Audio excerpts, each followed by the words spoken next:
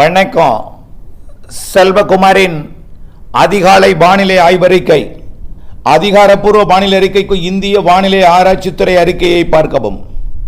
2025 October 25 சனிக்கிழமை அதிகாலை நிலவர வானிலை பதிவு. இந்த வானிலை அறிக்கையை இறுதி வரை கேட்டு பயன்பெறவும். நகர்த்தி கேட்டால் ஒரு வார்த்தையில் முன்னாடி ஒரு வார்த்தை விட்டாலோ பின்னாடி ஒரு வார்த்தை விட்டாலோ மொத்தமாக அர்த்தம் மாறிவிடும்.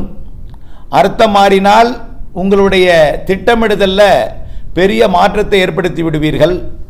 ஆகையினால கூர்ந்து கேட்டு புரிந்து உணர்ந்து விலகி இருந்து அப்டேட்ஸுடன் இணைந்திருந்து உங்களுடைய பணி செய்ய அன்போடு கேட்டுக்கொள்கிறேன். வானிலை அமைப்பை பார்ப்போம். நேற்றைக்கு மழை பொழிவை பொறுத்த வரைக்கும் கன்னியாகுமரி மாவட்டத்தில் 5 சென்டிமீட்டர் வரைக்கும் மழை பொழிந்திருக்கிறது. ஓரிரு இடங்களில் 3, 2 என்று தான் பெய்திருக்கு.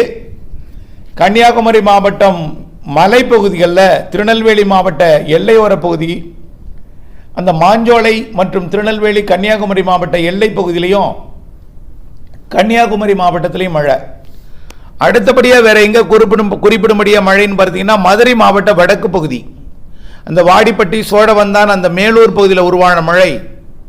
அப்படியே சிவகங்கை மாவட்டம் காரைக்குடி சிவகங்கை இதன் இடைப்பட்ட பகுதிக்கு வந்து பொழிந்து, அப்படியே காளையார் கோவில் அதற்கு கிழக்கே தொண்டிக்கு தெற்கே உள்ள பகுதிகளுக்கு வந்து ராமநாதபுரத்தில் மழை பொழிவை கொடுத்தது. ராமநாதபுரம் மாவட்டம் சிவகங்கையிலிருந்து ராமநாதபுரம் தொண்டியை ஒட்டிய தொண்டிக்கு தெற்கு புறமாக வந்து மழை பொழிவை கொடுத்து கடலுக்குள் இறங்கியது. அப்போ இன்றைக்கு மழை வந்து கன்னியாகுமரி திருநெல்வேலியோட கன்னியாகுமரி எல்லையோரம், மதுரை மாவட்ட வடக்கு பகுதி, சிவகங்கை மாவட்டத்தோட வடக்கு பகுதி, ராமநாதபுரம் மாவட்டத்தோட சிவகங்கை மாவட்ட எல்லை பகுதி, புதுக்கோட்டை மாவட்டத்தில் ஒரே ஒரு இடம் துறள் இருந்துச்சு. அங்கங்கே கொஞ்சம் மழைனா 2 சென்டிமீட்டர் பெய்யுது புதுக்கோட்டை மாவட்டத்து எல்லை ஓரத்தில் சிவகங்கை மாவட்டத்தில்.